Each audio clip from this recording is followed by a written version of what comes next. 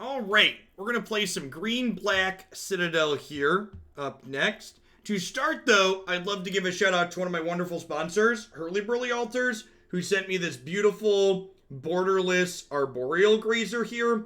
Wizards of the Coast refuses to give us borderless Arboreal Grazers on Magic Arena, so I'm glad that I have this one here to appreciate on my desk while I can't look at it on my computer screen. Anywho, Citadel and our green-black Citadel deck here refers to Bolas' Citadel. You may look at the top card of your library anytime. You may play lands off. You may play lands and cast spells off the top of your library. If you play a spell this way, pay life instead of its converted mana cost. So the basic idea is that Dryad here, along with Dread Presence and Bolas' Citadel, lets us play through a bunch of lands off the top of our deck, dealing lots of damage to our opponent. We have here the Abzan and Sultai Triomes as kind of neat additions to this deck because these are lands that are swamps and forests, which is great. So they double up on mana for Nissa, as well as counting as swamps for Dread Presence, which is nice. We played something very similar to this in Historic. You can see a Historic deck like this up on my website. And in Historic, you get to play Scape Shift, which we unfortunately lose here, so we don't get any full combo kills. But Dryad with Dread Presence still, it's all like a soft combo, I'd describe it as. We got Touch of Interaction to round things out. Let's go ahead and dive on into the Platinum Ladder here and see how it goes. Grafdigger's Cage turns off Citadel. It does, in fact, turn off Citadel. That is accurate.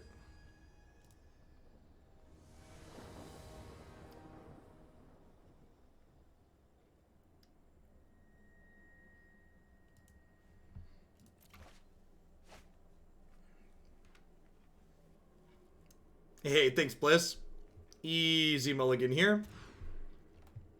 Yeah, Lindsay's stuff is great.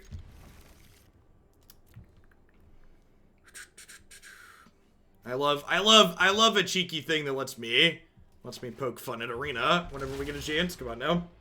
It's good. It's on point. It's on character.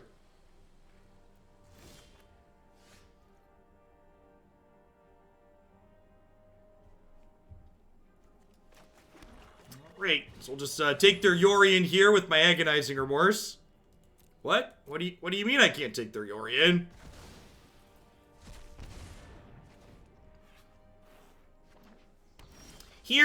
So people have talked about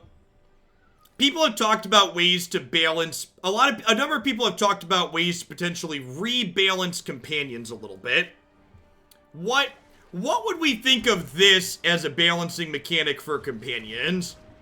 What if they were just a card in your hand that joins your hand at the start of the game, and we just increase the maximum hand size? Oh, I should have played the land out. I'm dumb. Let's get this extra land drop. And we increase the maximum hand size from 7 to 9.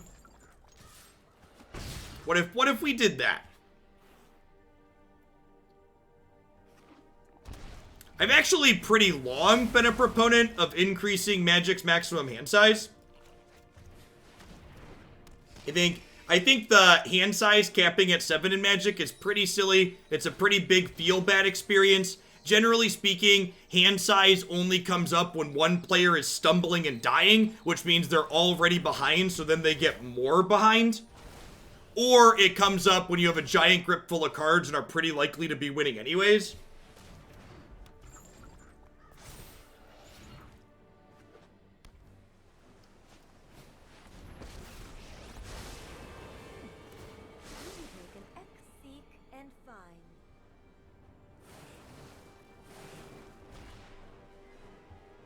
This matchup is bad. Well, I'd assume that our deck just has a real bad time with most things.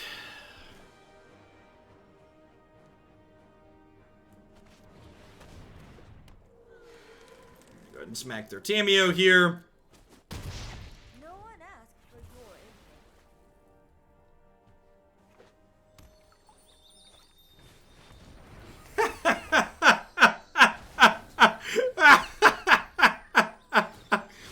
Does anything embody Standard more right now than playing a discard spell on 2, taking their Conqueror's Death, and then having the 80 card deck play 2 more Conqueror's Deaths against you. Is there anything that embodies the current state of Standard more than that?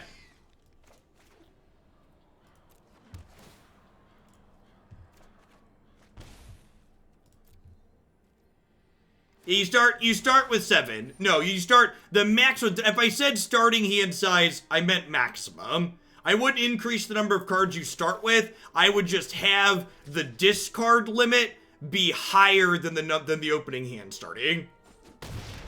So players still start with 7, but you don't discard until you end your turn with 10 cards in hand.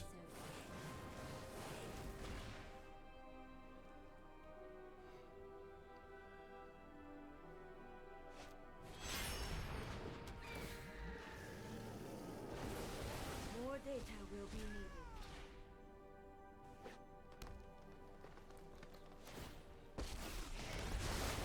I would like to test a new hypothesis with you. Yeah, Hearthstone does something similar where the starting and the maximum are different numbers. And I think that's a good thing to have.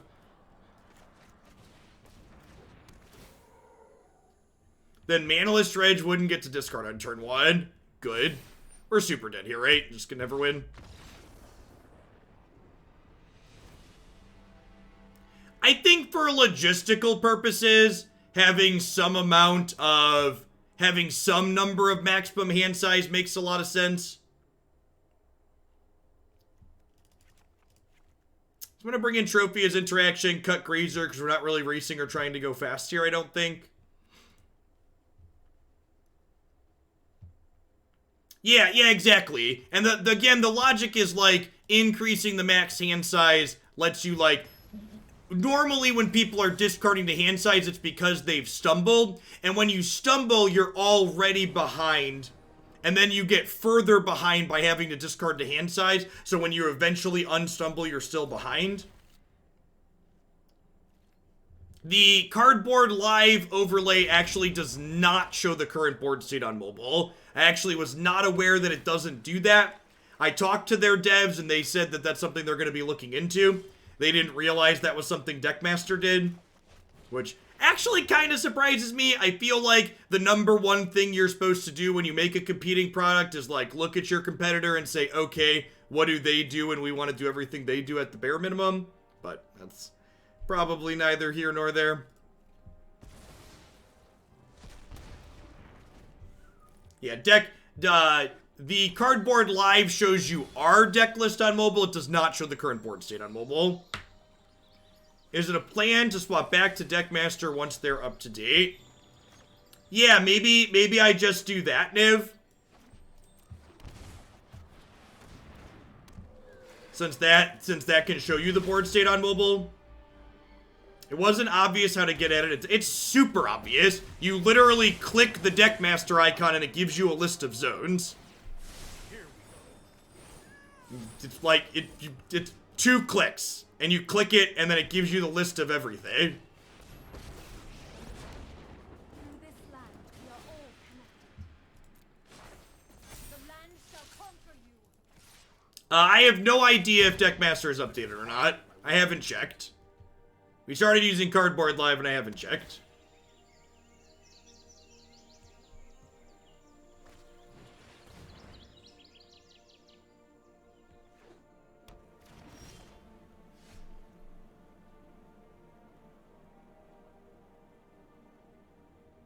It's only updated to RNA. Well, that's not true, Party Bus, because it has Theros and it has other cards on it. So definitely has more than just RNA on it. We were using it up until the set release. They're like really slow with each to add each set, but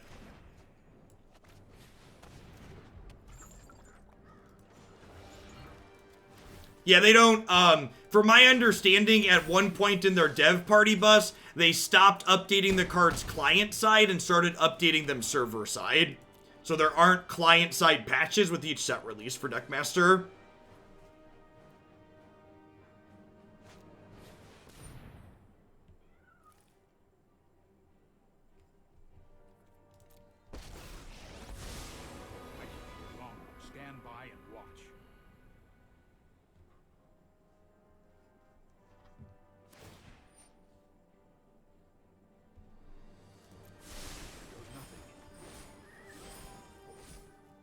playing Nissa. Hey, the Fires deck that won the Open and that we played to get into the top 200 last season played 4 Nissa in them, thank you very much. Nissa is plenty good.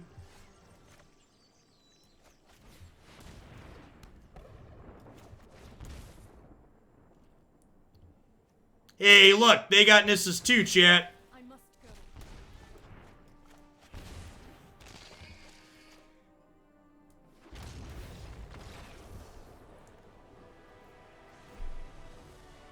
Dee-dee-dee-doo.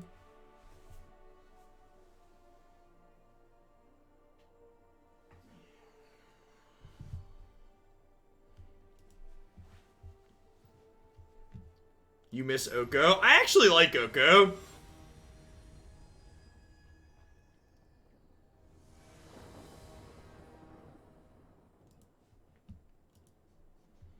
And again, just to make my position on cards like Oko clear, I really wish Wizards would leverage their digital design space and re-release Oko for historic only as a -1. Just keep his voice lines, keep his artwork, change the card name, and make his second +1 a -1. Or his +1 a -1.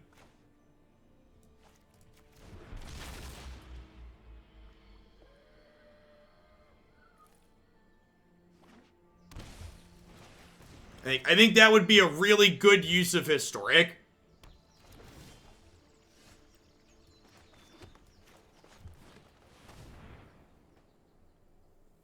You could make him die to Fry too, sure. Make a couple of small changes.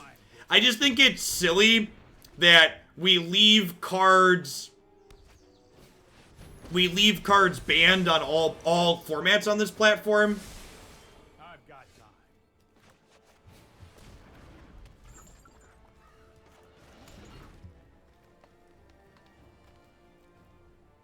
I think Oko's pretty close to fine, even with getting rid of creature text, just for reference. Sure, there's a lot of things you could do. I think Oko's a neat design, though, that was just a little bit too pushed. I think the number of choices you get to make with that card on the board as the person controlling it is really intricate and interesting. Trust me. You'll thank me later. Yeah, for reference, cards like Veil of Summer and Once Upon a Time, those are cards that should just stay gone. Those are like not close designs, they suck, let's just leave them gone. But Oko is a good design that like struggled in terms of development, yeah. WotC does not rebalance cards after release because their product is a slave to their paper component. Is the answer. Magic is basically forever beholden to having a paper component. I think I just killed a Teferi here. You just let me know if you're up for round 2.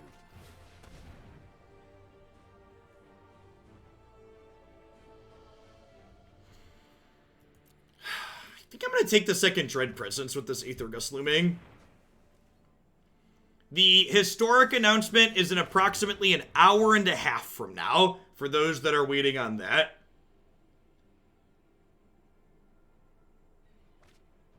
Saikon, thank you for the 3rd year. I appreciate that. Welcome back.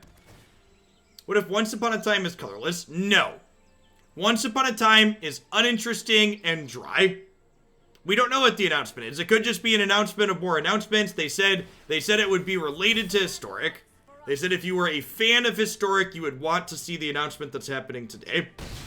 So what exactly does that entail? I have no idea. I'm going to find out with the rest of you at whatever time that is. It's going to be totally lame and underwhelming, isn't it? I hope not.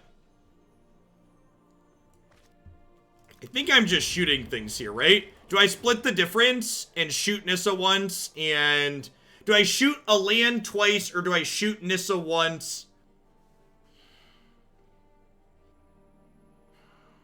What if I kill a land and then double attack Nissa? I think I like that, actually. Oh, I should have killed their blue source, though. Whatever.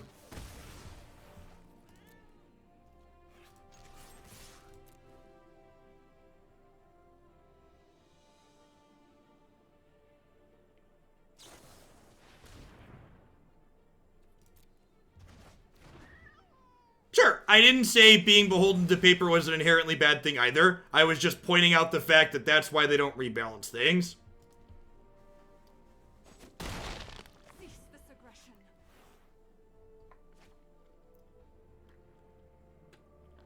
No, it did not give an incentive towards more interesting creature-based decks. As someone who built a lot of decks with Once Upon a Time, here's literally how deck building went. You built your deck, and then you looked at it and you went, okay, I'm gonna cut 2 lands and 2 spells and play 4 Once Upon a Time. It's not interesting at all. It's stupid and it's dry and it's actually completely the opposite of interesting. It is the complete opposite of interesting. It is incredibly dry and uninteresting, in fact. Alright, so I'm gonna play this, I think. And I'm going to go ahead and I'm going to shoot Nissa once, and I'm going to draw a card. We're going to hope to draw a land. Sick. Okay, so now I get to play this. Alright, sorry, I get to play this. And then this will let me play another land. And that land will let me shoot Breeding Pool, and then we'll double attack her, he says before he gets Aether Gusted. Neutralize. Yikes.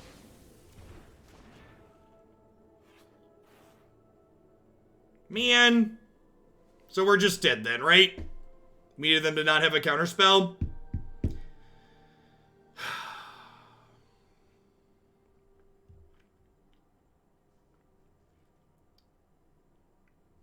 So I can play, I guess I'm not dead on board, but I like have to block all 3 lands with all 3 of my cards, and I just can't win anymore. Yeah, we needed that to be a blank, unfortunately. Yeah, like, I'm not dead on board, but I can't win the game anymore.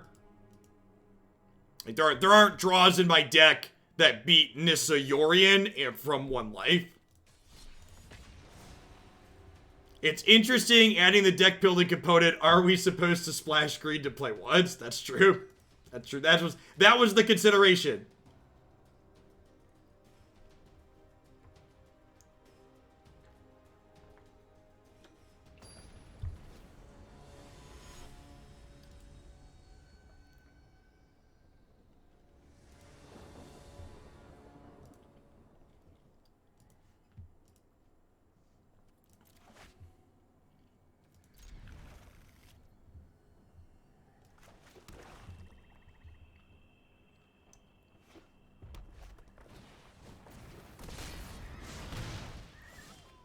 So the problem is, if it doesn't require green, you're asking, is it interesting if every deck is 56 cards? And it's not. It's not interesting if every deck is 56 cards. It's actually, I would argue, the exact opposite of interesting if every deck is suddenly smaller.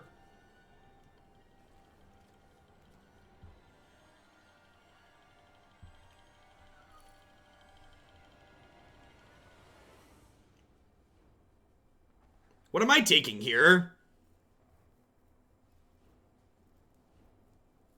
Your index would still be 76. Right, sorry. Apologies. I think it's the Steamkin. You want to leave them Steamkin? That seems loose.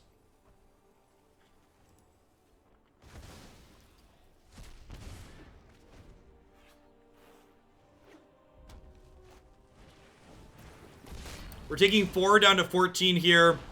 Play Dryad next turn, going down to 12. Someone in chat said Croakies ended just outside of top 1200, but I didn't verify that personally.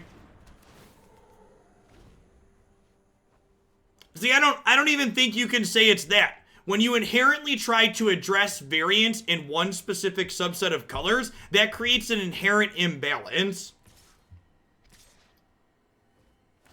which I think is both bad and uninteresting. I also think having auto includes is inherently bad and uninteresting.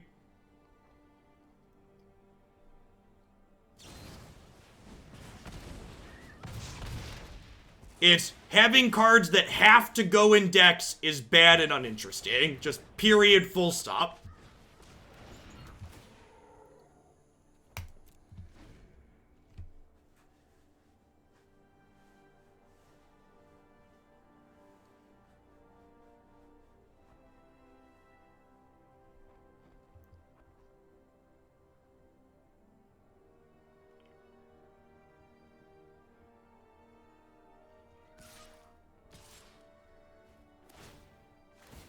Just waiting on a land here.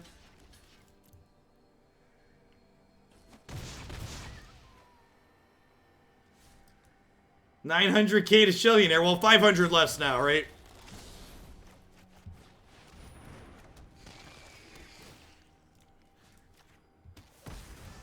Goodbye. You are the weakest link. Goodbye.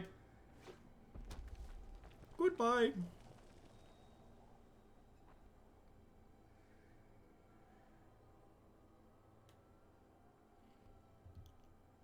Sure, and I'm telling you, in my opinion, why I disagree with you. Why I think Once Upon a Time is a bad design, and why cards that are auto-include in every deck in a color, or in your case, in every deck of every color if you made it colors, why I think that's bad. You're welcome. You're welcome to disagree with that assessment, but that's my opinion. Making Magic decks 56 cards is bad.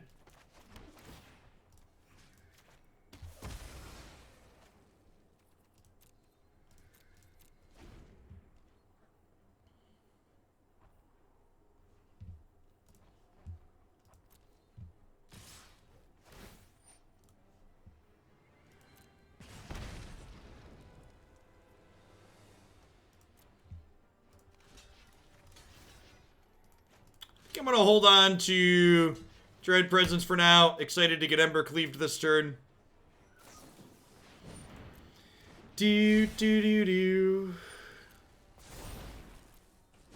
I've not missed this experience.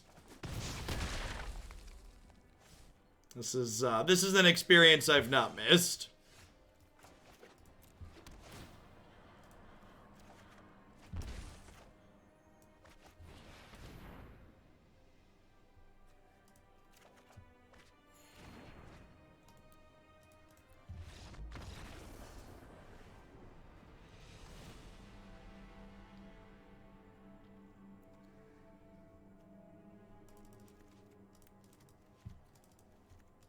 Alright, time to take the curve and drag it way down here. We'll get rid of Citadel and Agonizing Remorse, bring in Heartless Act and Trophy. Is this a cry matchup? It's probably a cry matchup, huh?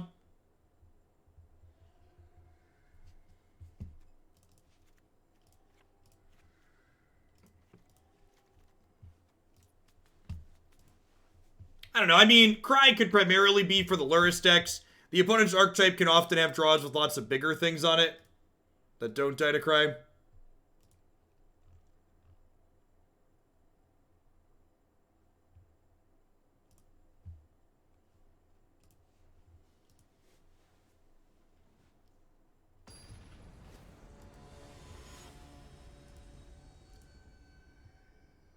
We have 170 players signed up for the next Oglandia Open, which is sweet.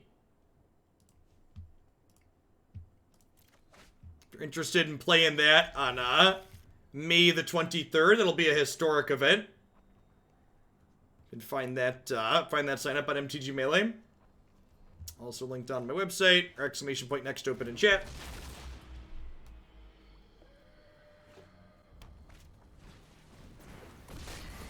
Probably just waiting. Oh, that's perfect.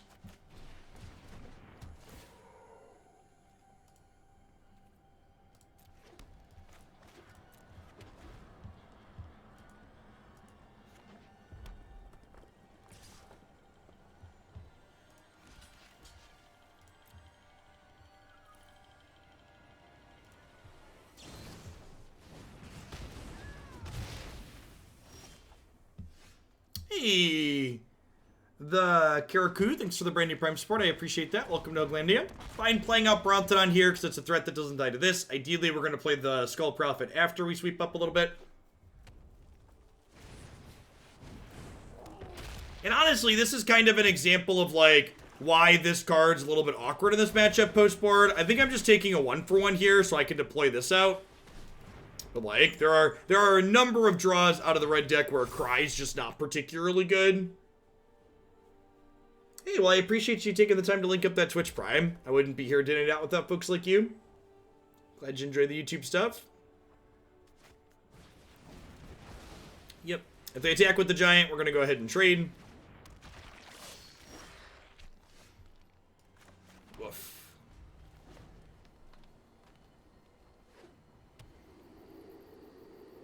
I mean, to be fair, I only have 2 creatures post-board that Cry hits, so it's not like it's that many.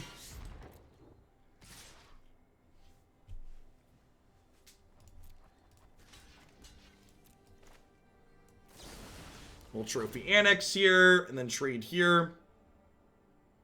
Trophying Annex before damage happens. This way Annex doesn't make tokens for the Bone Crusher Giant trading here.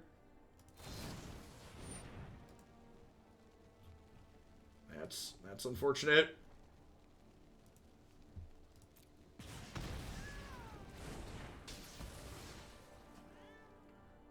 What's our best draw here? Like Nissa?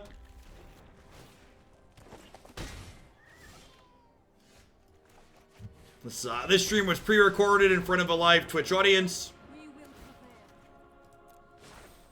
Rise, my elemental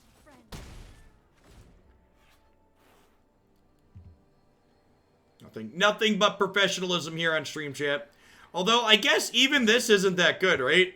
Oh, they didn't kill her. Wow, that kind of surprises me. Did they draw Cleave?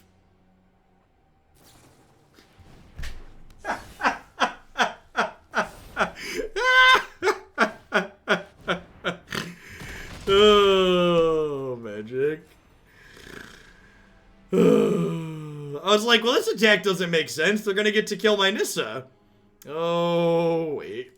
Oh, wait. This one, this deck might not last that long, chat. This might be a quick one. Might just flop around on the rank floor here for a little bit and slide along to some Abzan hero.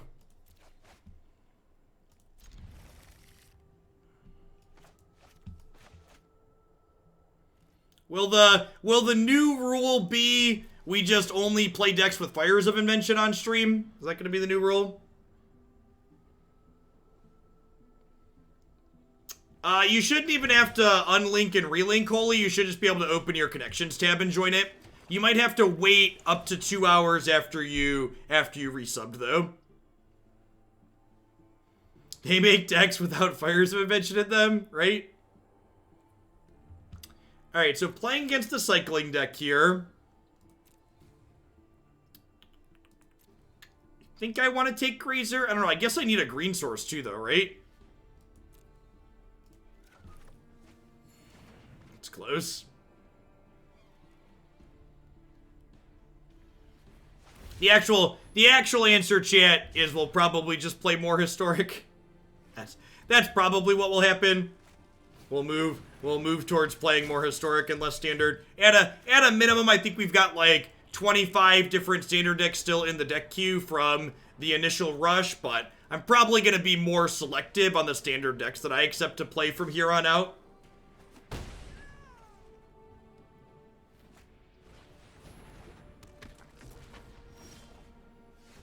Yeah, El Mudman. You can find that one up on my YouTube channel now. Would Fire still be good if they banned Teferi? Definitely. It would be worse, but it would still be good. Thanks for the 13 months, Kennex. Welcome back. Raking Claws, sure.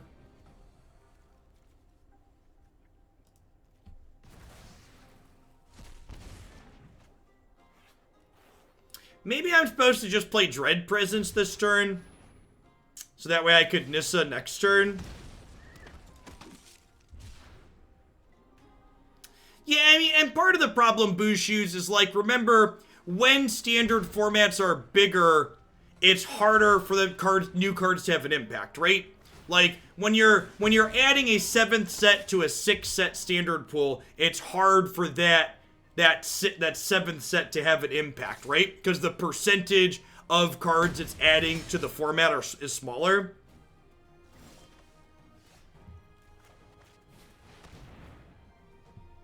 If that makes sense. Cycling seems to have had a huge impact. I mean, the cycling deck is reasonable. It's capable of stealing wins.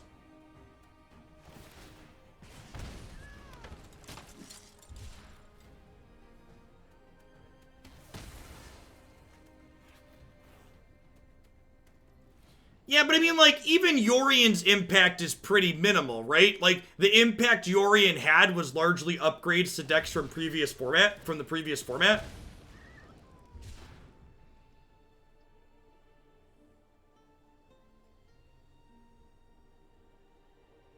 How long ago did you resub Guacamole Tacos? Was it like this morning or was it like just now? If you just resub now, you need to wait a little bit.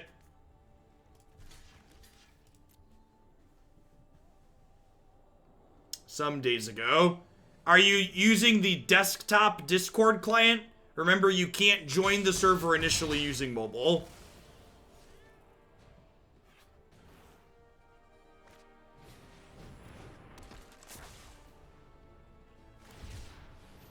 Fart Slave. Oh, Twitch usernames. Thanks for the brand new tier 1 sub. Sweet box. Yeah, you have to join from the desktop. You can't join from mobile.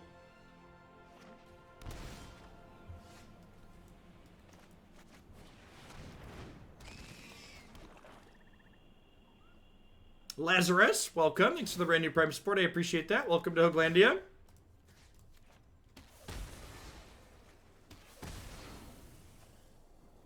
Robin, thanks for the 13 months. I appreciate you keeping me around. Now, they do have Luris here, so they can Luris, replay something from the bin. Kind of need to draw another swamp next turn.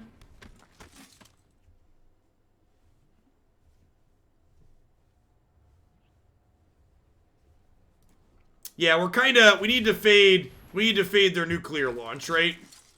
They find flare at any point, we're super dead.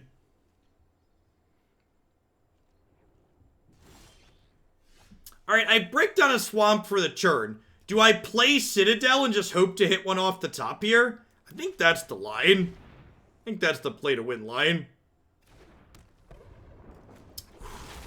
Whew! You love to see it, chat. You love to see it.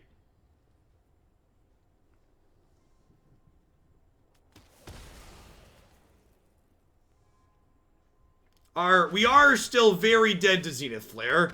Their graveyard has 12 cards, all of which are cyclers at the moment. So need like 1 or 2 more turns to get out of Flare range. And like, they're through 23 cards, so good chance we're dead here. Yep. Nuclear launch detected.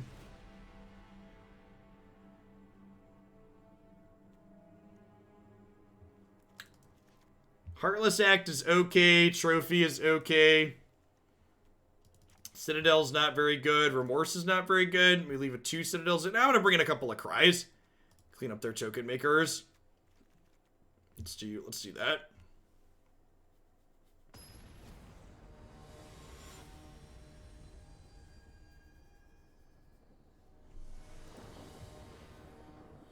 Should this deck be playing Leyline as Graveyard Hate instead of Grafdigger's Cage? Myself, Saffron Olive, and a number of other content creators have streamed the cycling deck to good success recently. And the deck's very cheap to build. Most of the builds only require rare wild cards for 4 of the lands. So it's cheap and it's consistent and it's powerful.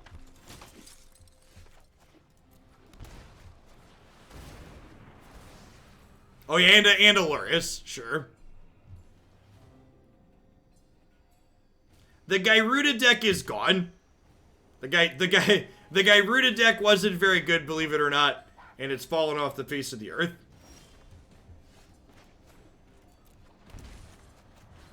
I'm sure some people, yeah, we did have 2 cycling decks do well at the open. I think one of the cycling decks, I think a cycling deck top 8'd the Channel Fireball event too. It is also fun to play.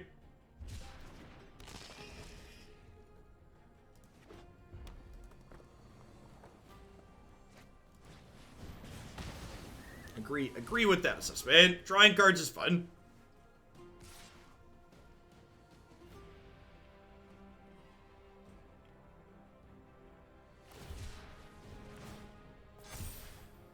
I think we might die to this fox, chat.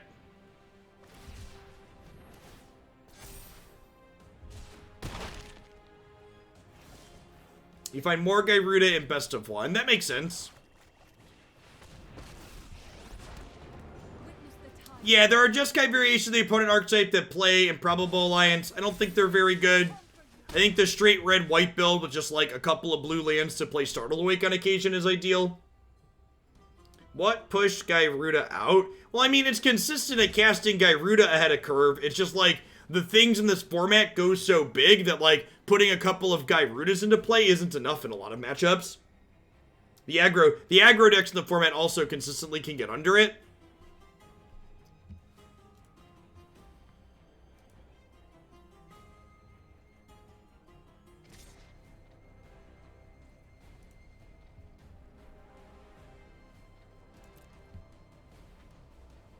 I guess I'm dead to cycle and the double strike card. It's a piece of technology we saw to the opponent last game.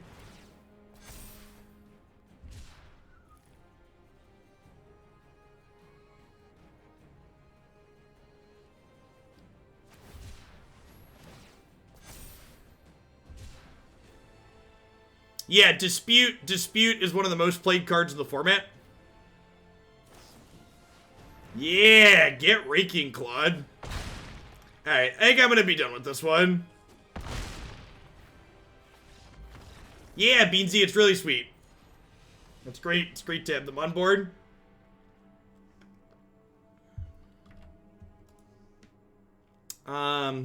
This deck is too slow and too clunky and too fair.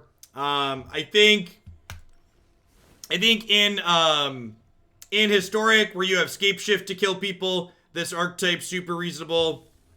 Where is it? Do I have it? Yeah, I have it right here. That actually reminds me, I need to make sure. I think I put them in on the website, but I need to put some cycling lands in here, huh? We need the different swamp cards to get added in here for sure. So, yeah, I think having Scapeshift in Historic and Field of the Dead as a backup plan feels good in this format. In Standard, it's just not good enough. The aggro decks run you over, and the other decks going bigger over the top of you just pick you apart with having all 3 of your key cards die to Elspeth Conqueror's Death is just not a good place to be.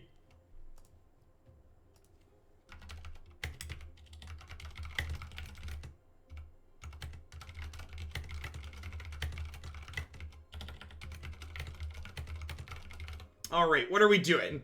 We've got one more standard deck we're going to play today.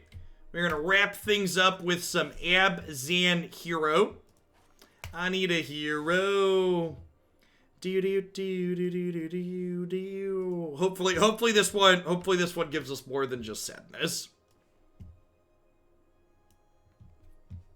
Hopefully this one is more than just sadness.